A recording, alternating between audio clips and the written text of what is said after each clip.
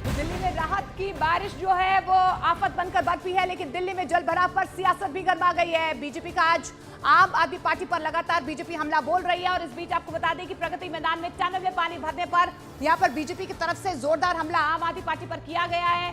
BJP की तरफ से कहा गया है कि आम आदमी पार्टी ने गंदी राजनीति करके टनल में पानी भरवाया है। ये आरोप बीजेपी की तरफ से लगाया जा रहा है। प्रधानमंत्री नरेंद्र मोदी को बदनाम करने की कोशिश जो है आम आदमी पार्टी की तरफ से की जा रही है।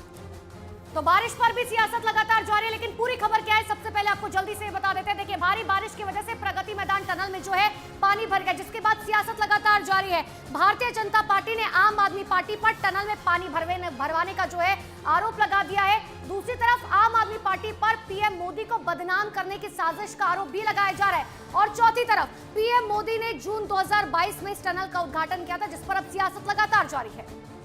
तो देखिए, पहले तो पानी के संकट पर सियासत हो रही थी, अब बारिश पर भी सियासी बयानबाजी हो रही है। रिपोर्ट देखिए।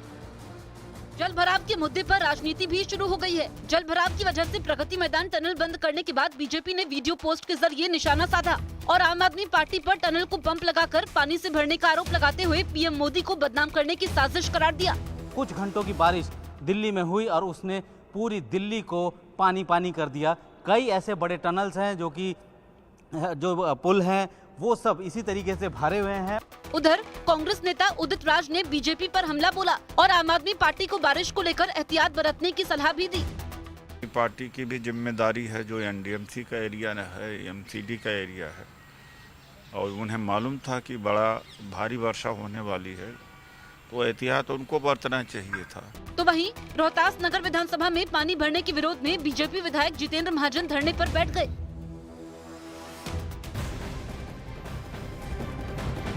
और एक बड़ी खबर आपको बता दें, दिल्ली एयरपोर्ट पर हादसे के बाद केंद्रीय उड्डयन मंत्रालय का एयरलाइनों को सख्त निर्देश सामने आया है। हवाई किराए में जरूरत से ज्यादा बढ़ोतरी न करने के निर्देश जारी किए गए हैं। एक दिन पहले हुए हादसे में एक शख्स की मौत हुई है। बड़ी जानकारी इस वक्त की आपको दे रहे हैं।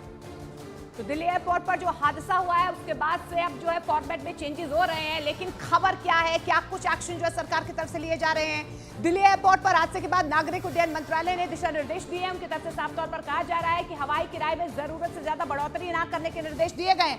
कल कई फ्लाइट जो है वो रद्द भी हुई थी, डिले हुई थी, और यही वजह शायद इस तरीके का एक्शन लिया गया है। एयरलाइंस को यात्रियों से अतिरिक्त किराया नहीं लेने का भी आदेश जो है वो दिया गया है। इसके अलावा एक दिन पहले जिस तरीके से हादसा हुआ था उसमें एक शख्स की मौत हो गई थी, कई लोग घायल बताए जा रहे हैं। तो हादसे के बाद नागरिक उड्डयन मंत्रालय काफी सख्त दिखाई दे रहा है। इसी पर एक रिपोर्ट देखिए।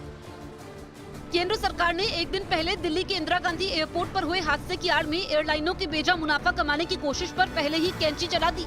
नागरिक उड्डयन मंत्रालय ने सभी एयरलाइनों को साफ निर्देश दिया कि दिल्ली की किसी भी उड़ान के किराए में जरूरत से ज्यादा बढ़ोतरी न की जाए।